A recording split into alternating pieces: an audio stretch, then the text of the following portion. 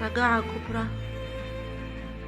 تهز عرش زقازيق بوفاة الطفل مالك رحمه الله، أو بقتل الطفل مالك رحمه الله.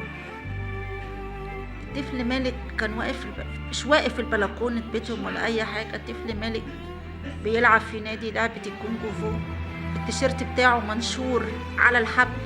سأل والدته فين يا ام التيشيرت، قالت له منشور على الحبل، اطلع هاته.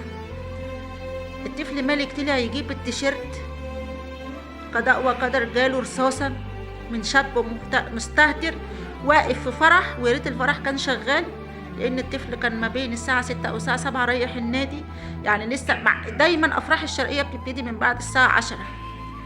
شاب مستهتر فرحان بالمسدس اللي معاه وقعد يضرب طلق ناري حقيقي في الجو. رصاصة منهم دخلت على صدر الطفل مالك.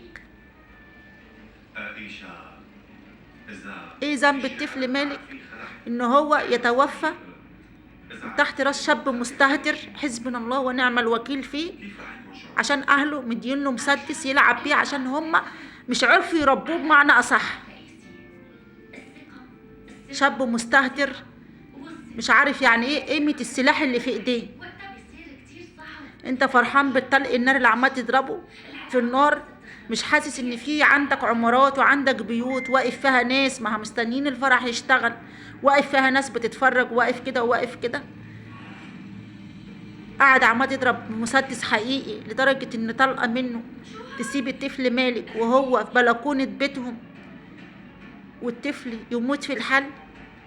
ذنبها ايه والدته ان هي تشوف ابنها مقتول وهو لسه داخل، ما بقاهوش دقيقة، مش بقاله دقيقة داخل البلكونة يجيب التيشيرت عشان يروح للنادي.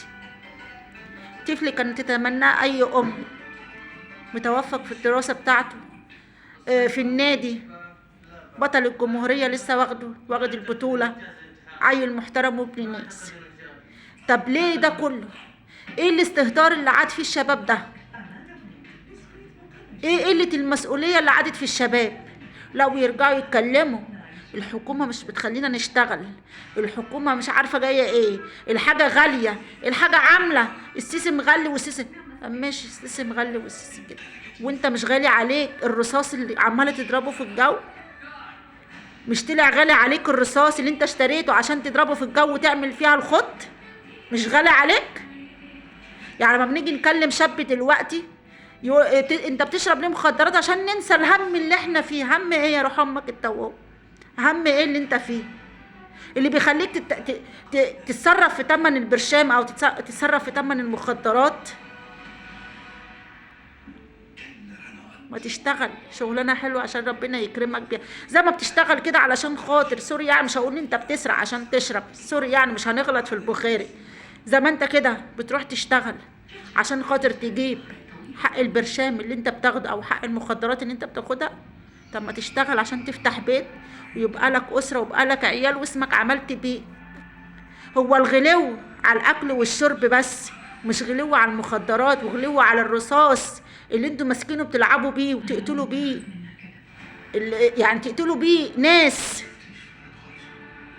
ناس الوطن يتشرف ان هم لو كبروا يتشرف بيهم كشباب، غيركم طبعا نهائي. يعني الطفل مالك دوت لو هو كان كبر كان بقى شاب يتشرف وطنه، يتشرف بيه وطنه، يتشرف بيه. لكن للأسف انقتل على ايد واحد مستهتر عديم المسؤولية. مش هقول اكتر من كده. انا كأم انا مش كنت سبتك الا لما كنت تبقى زيك زي ابني. يعني ربنا يعني يجعل لها الصبر في قلبها ويبرد نارها بصراحة بصراحة بصراحة بصراحة. يعني حسبنا ونعم الوكيل في كل الشباب اللي محطوطة بس لينا أذية في الشوارع وأذية لأولادنا. حسبنا الله ونعم الوكيل. مش هنقول أكتر من كده فيكم، مش هنقول أكتر من كده.